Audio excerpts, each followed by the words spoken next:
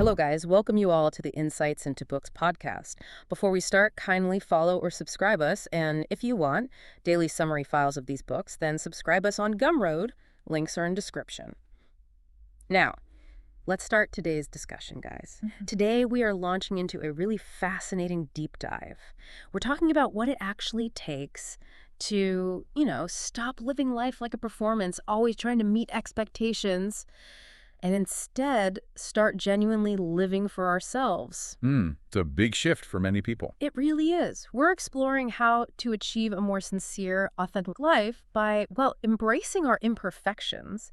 Think of this as a kind of roadmap for what's called wholehearted living. The term wholehearted living is quite powerful, isn't it? It suggests engaging fully without holding back parts of yourself. Exactly. And the mission here, fundamentally, it sounds simple, but wow, it's incredibly difficult in practice. It's about cultivating that deep-seated conviction that says, I am enough. Right now, not I'll be enough when. Precisely. I am enough. Right now. Today. And doing that by consciously, deliberately taking apart the defenses and behaviors we build up. The ones rooted in shame and fear. And it's so important to be clear right from the start for you listening. This isn't about quick fixes or those sort of self-help cliches you sometimes hear. No, not at all. This feels much deeper. It is. It's really about psychological and I'd even say spiritual liberation. Wholehearted living means engaging with your life, your work, your relationships, even your downtime from a place of, inherent worthiness, a deep, maybe even spiritual sense of your own value. So inherent worthiness, that means it's already there, not something you have to earn. Exactly. That's the core mindset shift. You stop trying to earn worthiness through achievements or approval. You start recognizing it's your birthright.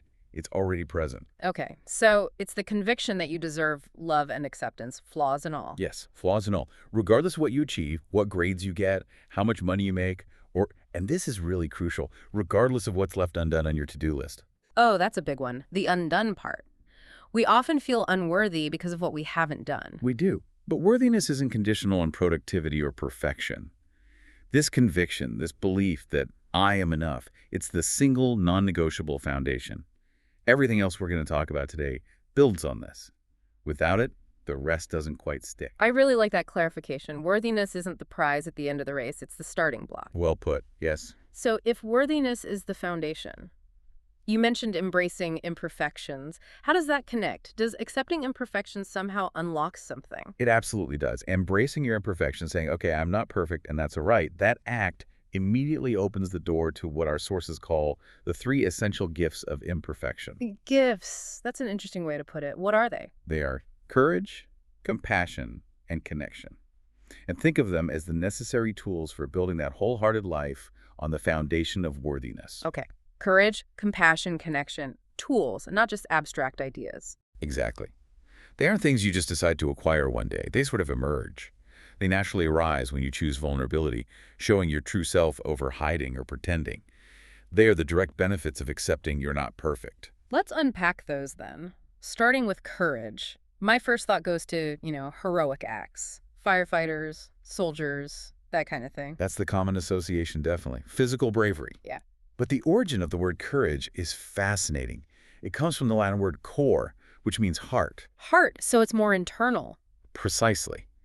The original definition way back was something like to speak one's mind by telling all one's heart. Wow. Telling all one's heart, that shifts the focus entirely. It does, doesn't it? It implies that true courage isn't necessarily about physical risk, but about emotional exposure. Right. It's the bravery to put your vulnerability, your true feelings, your authentic self on the line. Can you give an example of that kind of courage in, everyday life? Sure. Think about telling someone I love you for the first time. Or maybe giving honest, constructive feedback to a colleague when it feels risky.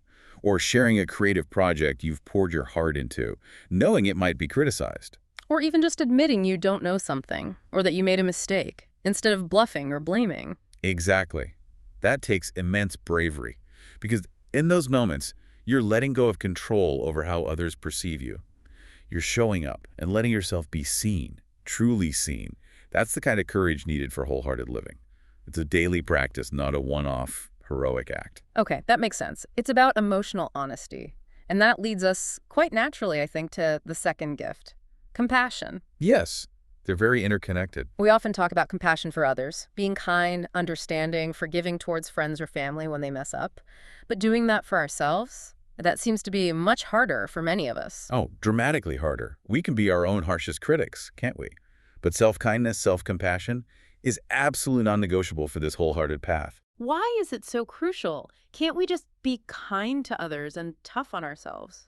Well, the sources really emphasize that you can't genuinely practice deep compassion towards others if you haven't first accepted your own struggles and extended that same kindness inward. How so? Explain that link. Think about it.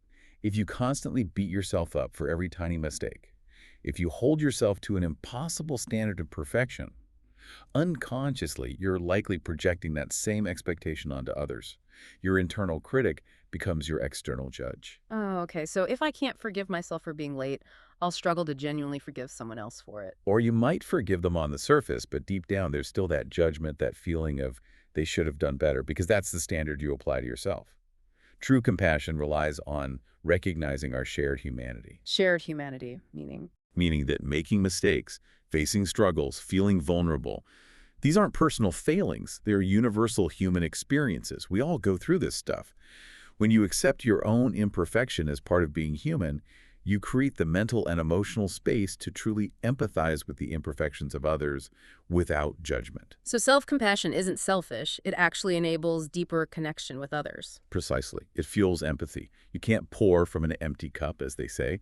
If your cup isn't filled with some measure of self-kindness, what you offer others might be tinged with judgment or pity rather than true compassion. Right. Okay. That leads us to the third gift. Connection. This word gets thrown around a lot, especially now with social media. We talk about connecting online all the time. And that's exactly why we need to be really clear about the definition here.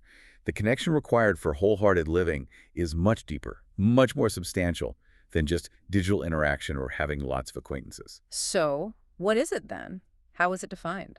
It's defined as the energy that exists between people when they feel seen, heard, and valued, when they can give and receive without judgment. It's an intangible feeling of belonging. Energy. Seen, heard, valued. Without judgment. That sounds quite different from just clicking like or sending a quick message. It is. It stands in pretty stark contrast to the kind of shallow engagement we often chase online, or even in some face-to-face situations. We often prioritize fitting in, conforming, saying the right things, hiding the awkward bits over true belonging. What's the difference between fitting in and belonging? Fitting in is about assessing a situation and becoming who you need to be accepted. It's adaptive, but it requires changing yourself. Belonging, on the other hand, doesn't require you to change who you are. It requires you to be who you are.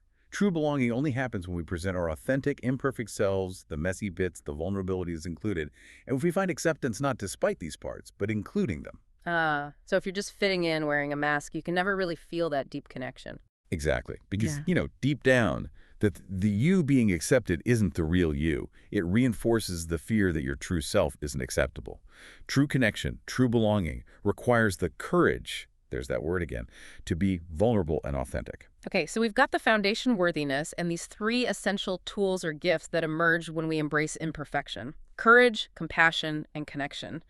Now, what stops us? What gets in the way of living like this? What's the main barrier? The biggest barrier, the primary antagonist to worthiness, is shame. Shame. That's a heavy word. It is, and it's often misunderstood. Shame is defined as the intensely painful feeling or experience of believing that we are flawed and therefore unworthy of love and belonging. It's not just feeling bad about something we did, it's feeling bad about who we are. Okay, so it attacks our core sense of self. Precisely.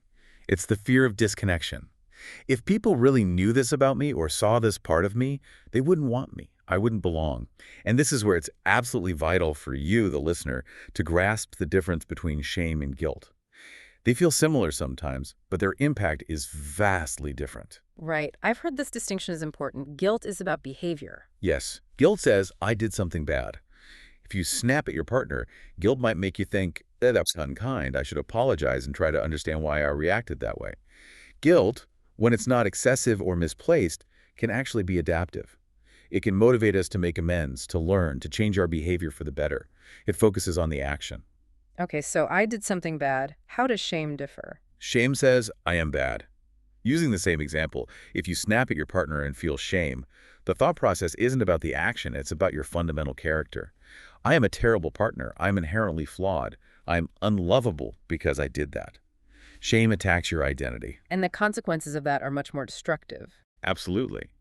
Guilt might lead to repair. Shame often leads to hiding, defensiveness, blaming others, or just shutting down.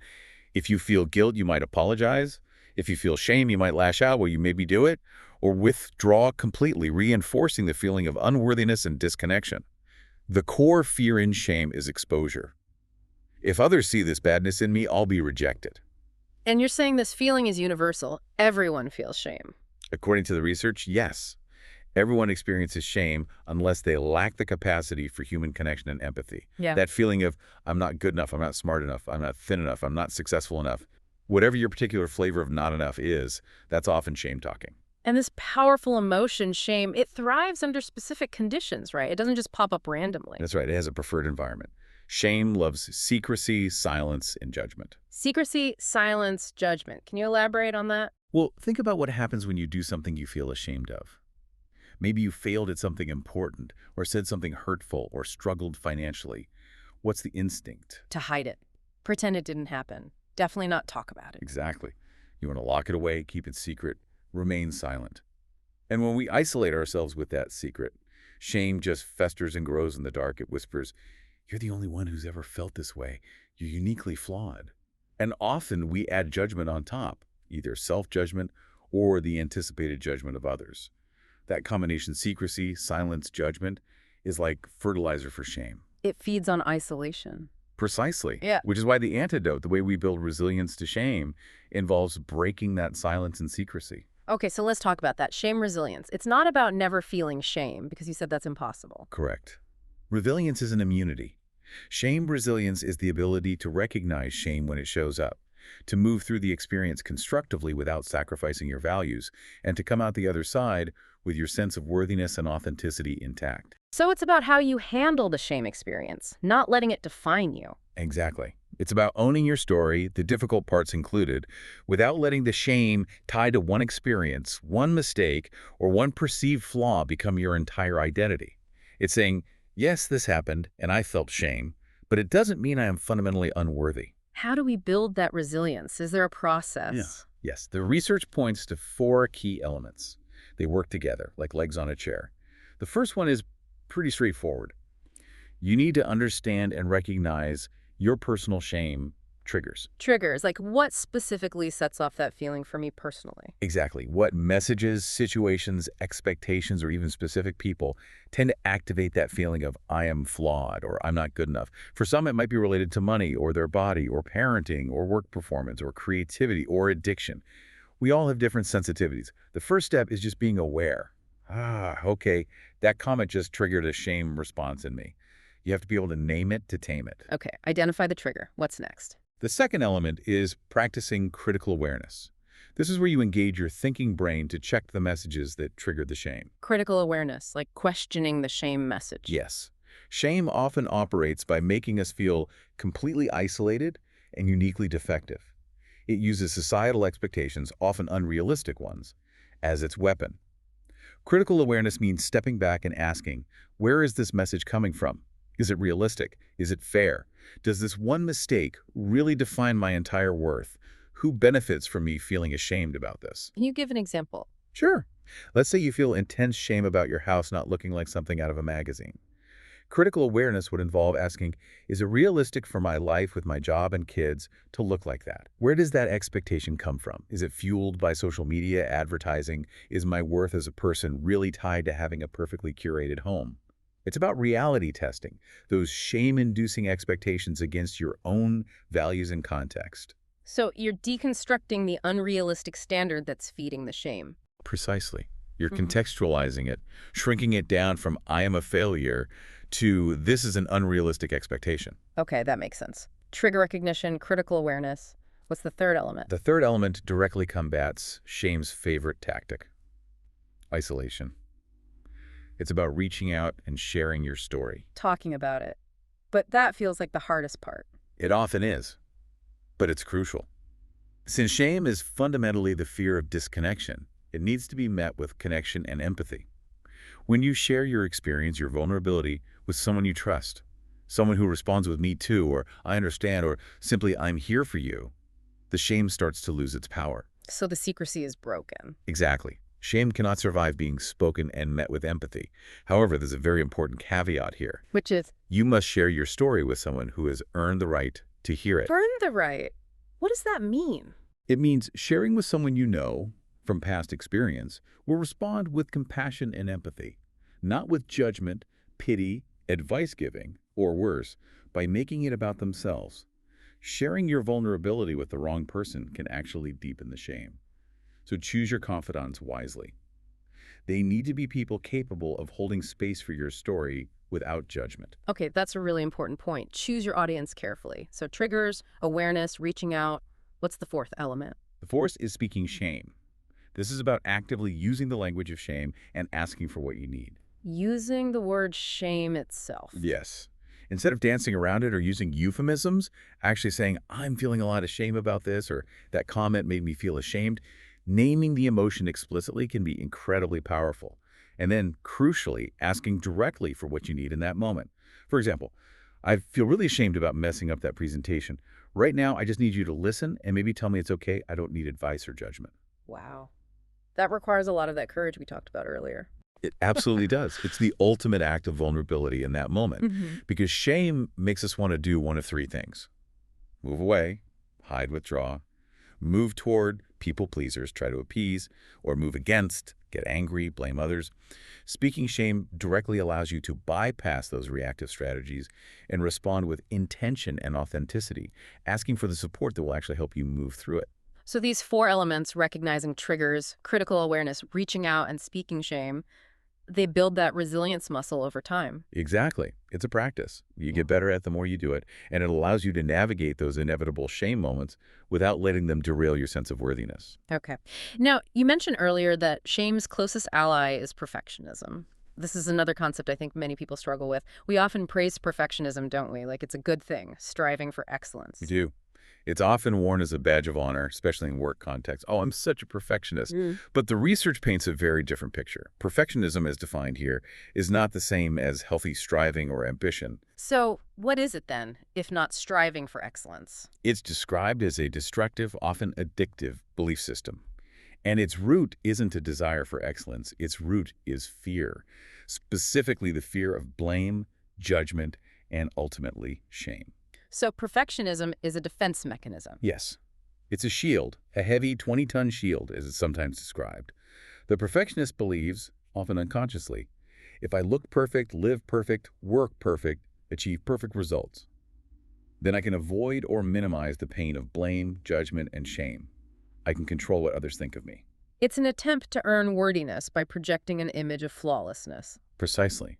It's driven by Ennis once calm, while McAuliffe in Fear's Internal Thought ignore, by what other people think. It's externally focused. Healthy striving, on the other hand, is internally focused. How can I improve? How can I do my best? Perfectionism is focused on what will they think? And the problem is, that perfect image is impossible to maintain. Utterly impossible. Because we are human, and humans are inherently imperfect. Yeah. We make mistakes, we have limitations, life throws curveballs. So when the perfectionist inevitably falls short of those impossibly high standards, which they always will, the entire mechanism turns inward with brutal force. Eating too. Self-blame, harsh self-criticism, anxiety, depression, and very often, something called life paralysis. Life paralysis, what does that look like? It's the state of being so afraid of not being perfect that you don't even try. It's the person who dreams of starting a business but never writes the plan because it might not be perfect. The artist who never shows their work for fear of criticism. The person who avoids relationships because they're terrified of not being the perfect partner. They get stuck, unable to move forward because the fear of imperfection, the fear of failure, which perfectionism equates with proof of unworthiness, is just too great. Wow, so it doesn't drive success, it actually hinders it. Often, yes. Or it drives success at an unbearable personal cost: burnout, broken relationships, chronic anxiety. Perfectionism ties your self-worth entirely to achievement and external approval. Failure isn't seen as an opportunity to learn. It's seen as catastrophic evidence that you are fundamentally not good enough. Okay, so if perfectionism is this destructive shield, how do we put it down? How do we escape that cycle? The key is shifting away from perfectionism towards self-compassion, which we touched on earlier, and adopting the mindset of what some call an optimalist. An optimalist, what's the difference? The optimalist is kind of the healthy antidote to the perfectionist. Perfectionism says, I must achieve this impossible standard, and any deviation is failure. Optimalism says, I will strive sincerely, do my best within the real-world constraints I face, and accept the outcome with self-compassion. So optimalists still have standards, but they're realistic, and they decouple the outcome from their self-worth. Exactly. They appreciate progress, they learn from mistakes, they understand that good enough is often, well, good enough. Let's use an example. Imagine giving a presentation. Okay. The perfectionist might rehearse obsessively, stay up all night, tweaking slides, delivered under immense stress, and then if they stumble over one word or if one person looks bored, they collapse into shame, thinking, I am a complete failure, everyone saw how terrible I was. Their whole week is ruined. Right. I can picture that. What about the optimalist? The optimalist prepares diligently, practices, but also accepts they might be nervous or that they can't control everyone's reaction. They deliver the presentation, doing their best in that moment. If they stumble, they recover and move on. Afterwards, they might reflect, okay, that section could have been clearer, or I managed my nerves pretty well. They learn from it, but their sense of self-worth remains intact. They see it as a performance, not a definition of their entire being. So it's about embracing effort and learning rather than demanding flawless outcomes, being a good enoughist. Yes, embracing good enough, appreciating the small wins, the effort itself, focusing on internal peace and growth rather than desperately seeking external validation, putting down that heavy shield and allowing yourself to be human. That feels like a huge relief just thinking about it. Okay, this provides a really strong foundation. We've talked about worthiness, the gifts of imperfection, and the major barriers of shame and perfectionism. Now we can really dig into the practical journey, the 10 guideposts for wholehearted living. Exactly. And it's important to remember that word. Guideposts. They aren't rules or commandments. They're directions, suggestions for a way of traveling. Wholeheartedness isn't a destination you arrive at. It's a practice, an ongoing process of making choices aligned with these guideposts. And each guidepost involves cultivating something positive while letting go of something negative. That's the structure. Each one pairs an attribute or practice to cultivate with a corresponding behavior or mindset to release. It highlights the active transformation required. You can't just cultivate authenticity, for instance, without actively letting go of worrying about what people think. Okay, let's dive into the first one then. It feels foundational. Guidepost 1. Cultivating authenticity and letting go of what people think. What does authenticity really mean in day-to-day life? Authenticity isn't about some fixed, true self you have to find. It's more about the practice of letting go of who you think you're supposed to be, and instead choosing to show up as who you actually are in any given moment. Choosing to be real over being liked. That's a great way to put it. It's a collection of choices made every day. Do I share my honest opinion, even if it's unpopular? Do I admit I love something considered uncool? Do I set a boundary, even if it disappoints someone? It's choosing vulnerability and truth over the often easier path of fitting in or seeking approval. But we do that, don't we? We hide parts of ourselves. We wear masks depending on who we're with. Why is that so detrimental? Because hiding comes at a tremendous cost. Those parts of ourselves that we silence our true thoughts, feelings, passions, quirks, they don't just disappear quietly, they fester. How do they manifest? They often turn into anxiety, resentment, anger, depression, exhaustion, even physical illness. When you consistently betray your own inner truth to please others or fit in, you're sending yourself a constant message. My real self isn't acceptable. My needs don't matter. You end up living in a state of constant vigilance, monitoring others' reactions, trying to be a chameleon. It's utterly exhausting and deeply disconnecting from yourself. So authenticity is about honoring your own reality, even when it feels risky. Yes, it requires courage. Back to that first gift. The courage to say, this is me, this is what I think, this is what I feel, this is what I need, even if it means risking disapproval or misunderstanding. Which connects directly to the second guidepost, Guidepost 2, cultivating self-compassion and letting go of perfectionism. We've talked a lot about perfectionism already, but self-compassion is the active antidote. How do we practice it? Self-compassion essentially means turning that kindness and understanding we often readily offer to struggling friends inward towards ourselves. Dr. Kristen Neck's research identifies three core components. Okay, what are they? First is self-kindness versus self-judgment.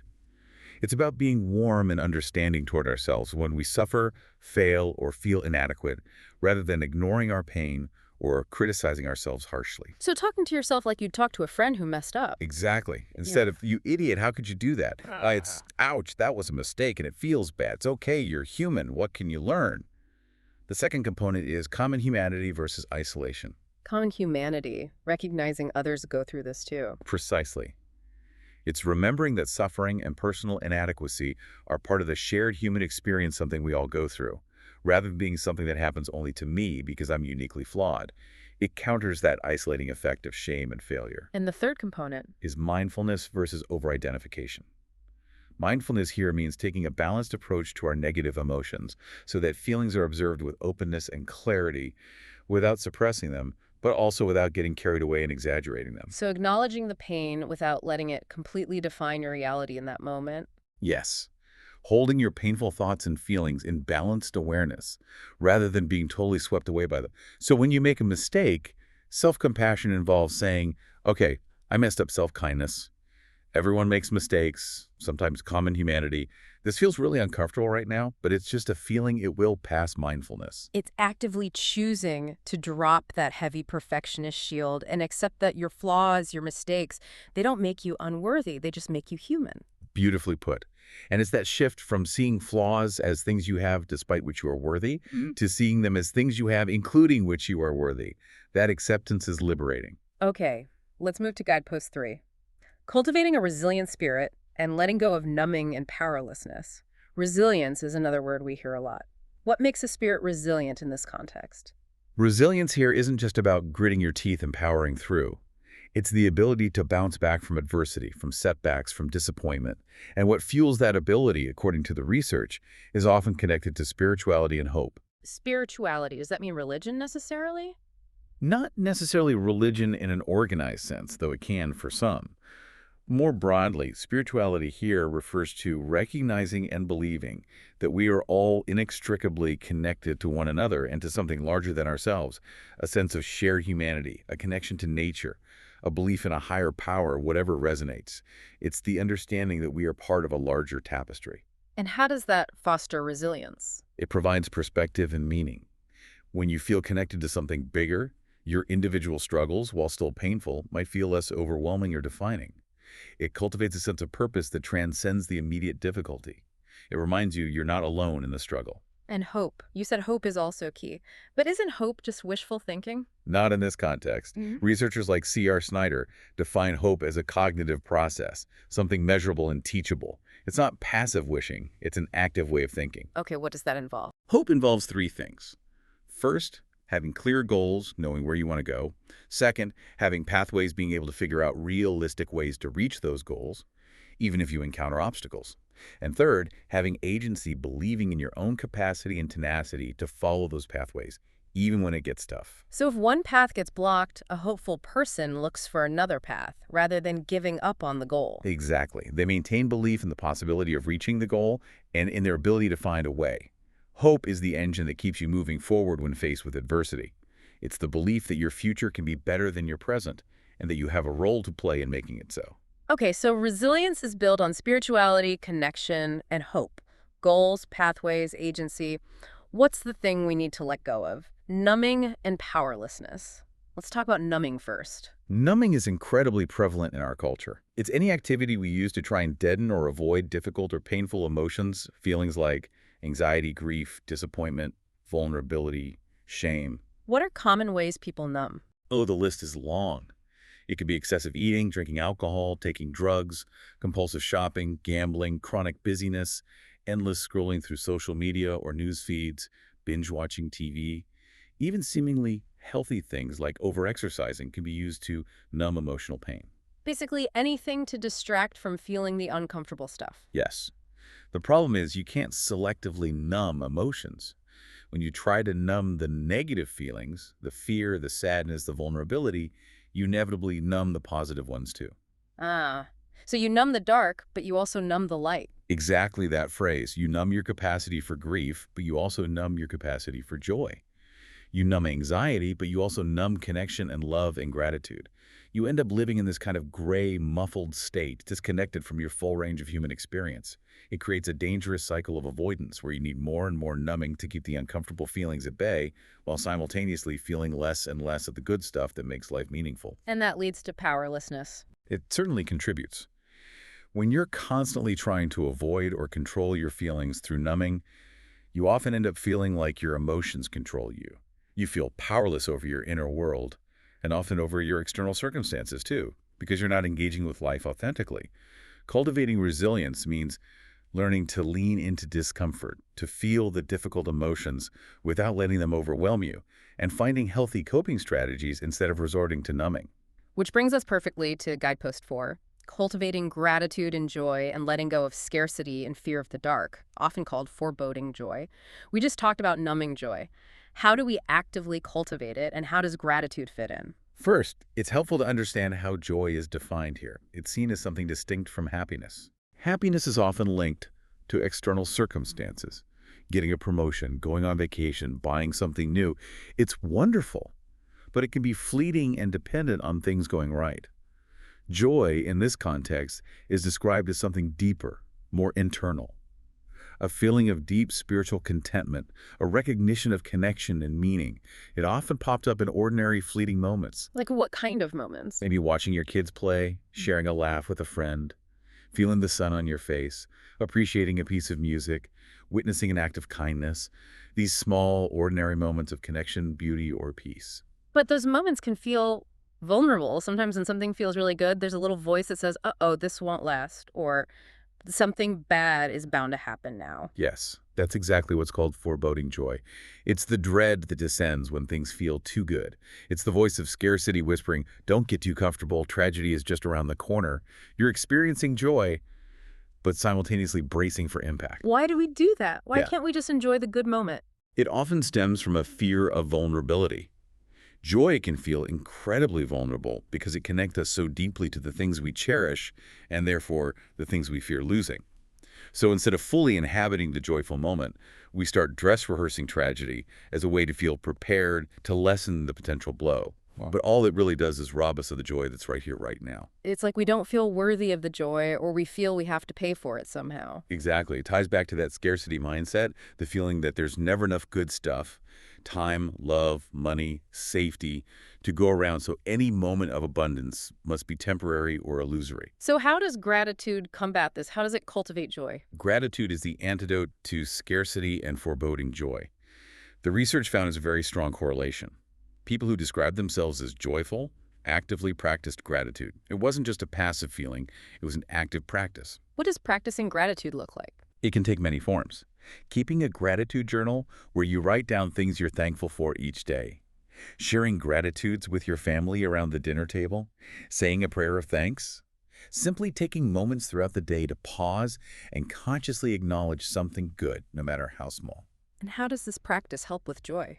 By practicing gratitude, you actively shift your focus from what's lacking, scarcity, to what's present, abundance. You train your brain to notice the good. This creates an internal environment where joy feels less like a dangerous fluke and more like a natural, deserved experience. Gratitude doesn't necessarily stop bad things from happening, but it allows you to fully appreciate the good moments when they do occur, building resilience and making joy feel safer and more accessible. So gratitude creates the fertile ground for joy to bloom. Beautifully said, yes. Okay, moving on. Life is full of unknowns. Guidepost 5 is cultivating intuition and trusting faith and letting go of the need for certainty.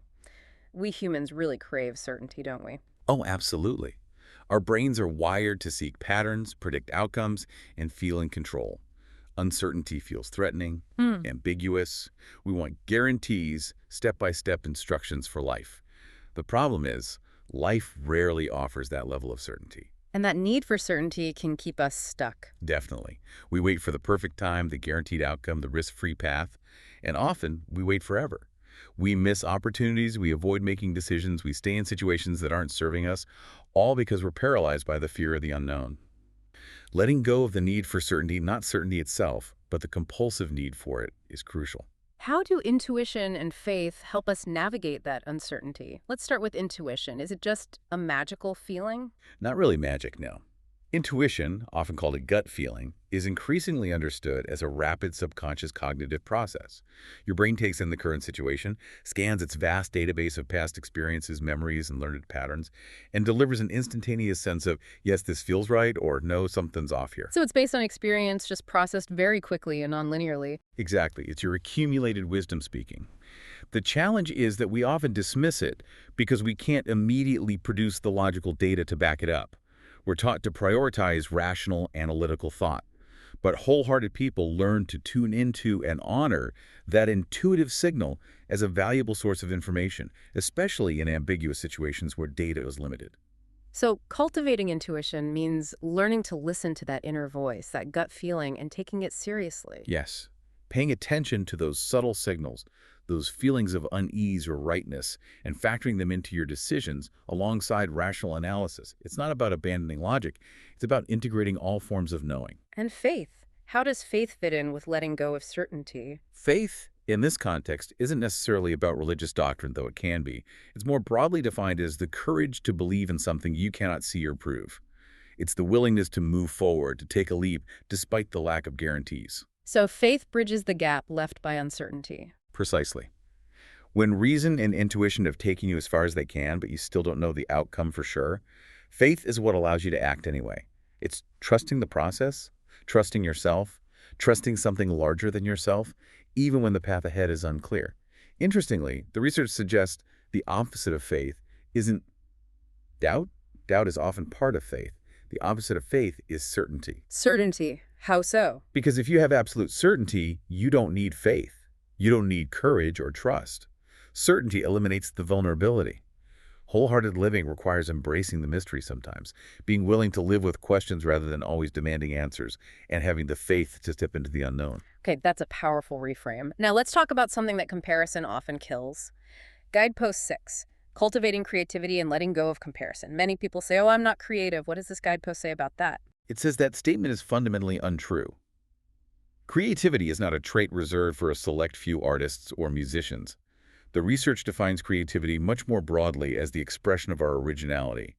It's about using your unique gifts and perspective to make something new, whether that's writing code, solving a business problem, gardening, cooking, decorating, telling a story, anything that involves bringing something uniquely you into the world. So it's inherent in being human. Yes, we are all born creative. The problem isn't a lack of creativity, it's that we often suppress it or disconnect from it, largely due to fear and comparison. Comparison, the other half of this guidepost.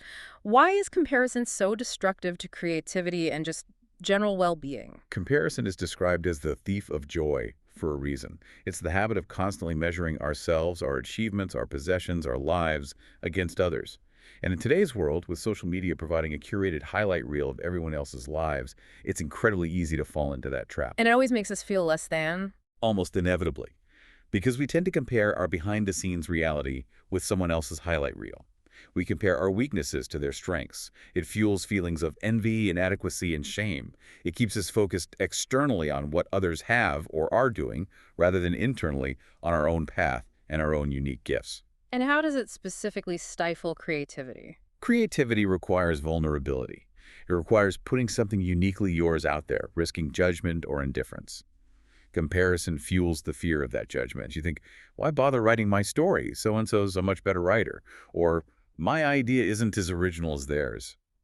It makes you second-guess yourself and often leads to conformity, trying to fit in or replicate what seems successful for others, rather than expressing your own authentic voice. So letting go of comparison means focusing on your own journey, your own expression, regardless of what others are doing. Exactly. It's about celebrating your own progress, appreciating your unique perspective, and engaging in creative acts simply for the joy of expression and contribution, not to measure up or compete. When you let go of comparison, you free up enormous amounts of energy that can then be channeled into cultivating your own unique creativity and living a more authentic life. This ties into how we value ourselves in general, which brings us to Guidepost 7, cultivating play and rest and letting go of exhaustion as a status symbol and productivity as self-worth. This feels very countercultural. Extremely countercultural in many societies today. We live in a culture that often equates busyness with importance and exhaustion with dedication. People brag about how little sleep they got, how packed their schedule is. Mhm. Productivity becomes the primary measure of self-worth. I'm so busy has become a standard response, almost a boast. Right. And we internalize that message. If I'm not constantly producing, achieving, doing, then I'm lazy, I'm not valuable. This mindset is incredibly damaging because it leads us to sacrifice essential human needs like play and rest. Let's define play in this context. It's not just for kids, right? Absolutely not. Play is defined as any activity pursued purely for its own sake, for enjoyment, fun, or relaxation, without a specific purpose or outcome. It's something you do just because it feels good, where you might lose track of time and self-consciousness. What are some examples of adult play? It could be anything. Playing a sport, dancing, singing, playing board games, engaging in a hobby like painting or model building, hiking, exploring, being silly with loved ones, even just daydreaming. The key is that it's purposeless and enjoyable. And why is play so important? It seems like a luxury we cut when we get busy. That's the dangerous misconception. Play is not a luxury. It's a biological necessity. It's crucial for creativity, problem solving, learning, relationship building, stress reduction, and overall mental and emotional health. Stuart Brown, a prominent play researcher, says the opposite of play isn't work, it's depression. Wow, the opposite of play is depression. That's strong. It highlights its importance. And the same goes for rest, not just sleep, but true rest, downtime, relaxation, moments of quiet, stepping away from demands and stimulation. Our bodies and minds need rest to recover, integrate experiences, and function optimally. So letting go of exhaustion as a status symbol means recognizing that being constantly drained isn't admirable, it's unsustainable. Yes, and letting go of productivity as self-worth means understanding that your value as a human being is inherent. It's not tied to how much you check off your to-do list. Cultivating play and rest means intentionally scheduling and protecting time for these restorative activities, seeing them not as rewards earned after work is done, but as essential practices for a wholehearted life. Okay. Alongside physical rest, there's mental calm. Guidepost 8 is cultivating calm and stillness and letting go of anxiety as a lifestyle. Anxiety seems like a constant companion for many people today. It really does. And the goal here isn't to become anxiety-free. That's probably unrealistic in our complex world. Wholehearted people still experience anxiety. The difference is they are anxiety aware. They don't let anxiety become their default operating system or their entire lifestyle. So it's about managing anxiety, not eliminating it. Exactly. And the tools for doing that are cultivating calm and stillness. Let's distinguish between them. Okay, what's calm? Calm is about creating perspective and practicing mindfulness, especially in moments of stress or reactivity. It's the ability to pause between a stimulus, like a critical comment or a stressful event, and your response. It's about managing emotional reactivity so you don't get hijacked by your immediate feelings. Like the classic advice to count to 10 or take deep breaths before reacting. Those are practical techniques for cultivating calm, yes. Yeah. That pause allows your rational brain to catch up with your emotional brain, giving you space to choose a response that aligns with your values, rather than just lashing out or shutting down in panic.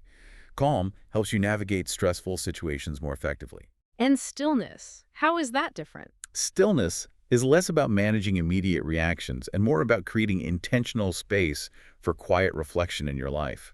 It's about stepping away from the constant noise, input, and demands of the world to create an emotionally and mentally clutter-free space. Like meditation or just quiet time? It could involve meditation, yes, but it doesn't have to. It could be sitting quietly with a cup of tea, walking in nature without headphones, journaling, prayer, or simply carving out moments in your day to disconnect from screens and external chatter. Stillness is about creating a clearing where you can hear your own thoughts, feel your own feelings, connect with your intuition, and just be. Why is that so important in managing anxiety? Because constant stimulation and busyness often fuel anxiety. Stillness allows your nervous system to settle. It provides perspective. It helps you differentiate between genuine threats and anxieties amplified by overwhelm or external noise. By regularly cultivating moments of stillness, you create an inner anchor that makes it harder for anxiety to take over your entire lifestyle. So calm is the pause button in the moment. Stillness is creating regular quiet space. That's a good way to think about it. Both are crucial for letting go of anxiety as a constant state of being. This leads nicely into finding meaning amidst the chaos. Guidepost 9 is cultivating meaningful work and letting go of self-doubt and supposed to. What constitutes meaningful work? Does it have to be your paid job? Absolutely not. Meaningful work in this context is defined much more broadly as any activity that allows you to use your unique gifts, talents, and passions in a way that feels purposeful and contributes something you value. It's about engaging with the world using what makes you uniquely you. So it could be parenting, volunteering, a creative pursuit, community involvement. Yes, it could be your profession, but it could also be a hobby, caregiving, mentoring, activism, any area where you feel you're expressing your core self and making a contribution that resonates with your values. Yeah. The key is that feeling of using your gifts, of doing something that makes you feel alive and engaged. And what happens when we don't engage in meaningful work? When we ignore those gifts or feel stuck in work that feels soul-crushing? The research suggests there's a significant emotional cost. Squandering your gifts, ignoring that inner call towards meaningful contribution, often leads to feelings of frustration, resentment, emptiness, cynicism, and even shame. It's like a part of you isn't being expressed, and that creates deep unease and dissatisfaction. So why don't we all just do meaningful work? What stops us? Two major culprits highlighted here are self-doubt and the tyranny of the supposed to. Self-doubt, that inner critic saying, you're not good enough, who are you to do that? Exactly. The fear that we don't have the talent, the skills, the qualifications, or simply that we don't deserve to pursue work that feels meaningful. Self-doubt paralyzes us and keeps us playing small, sticking to the safe path, even if it's unfulfilling. And the supposed to? What's that? The supposed tos are all the external expectations and cultural messages about what kind of work is valuable, respectable, or correct. Messages like, you're supposed to prioritize salary above all else. You're supposed to follow a traditional career path. You're supposed to do what your parents want. Creative pursuits aren't real work. These narratives often drown out our own inner sense of what feels meaningful to us. So cultivating meaningful work requires challenging both the inner critic, self-doubt, and the outer pressures, supposed to. Yes, it involves introspection to identify what truly uses your gifts and makes you feel alive. It requires the courage to question those external supposed to messages and to find success and meaning on your own terms. And it demands battling the self-doubt that inevitably arises when you step off the conventional path. It often comes down to asking yourself that powerful question, what makes me come alive?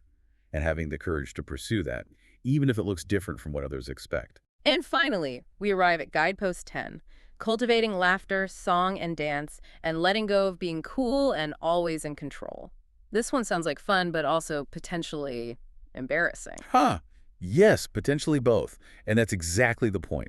Laughter, song, and dance. These primal forms of human expression are incredibly powerful ways to foster joy, release stress, and build connection. But they often require us to let go of our inhibitions in our carefully constructed image. Why are these specific activities highlighted? Because they are potent exercises in vulnerability and authenticity. Think about genuine, uncontrollable laughter. You lose control for a moment. Think about singing out loud, especially if you're not a good singer, or dancing freely without worrying about looking graceful.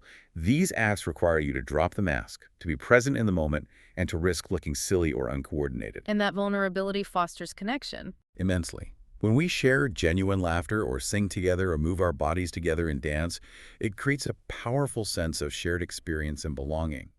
It bypasses the intellect and connects us heart to heart. It reminds us, on a very visceral level, that we're not alone in our messy, joyful, imperfect humanity. There's a quote often attributed to the Hopi Nation.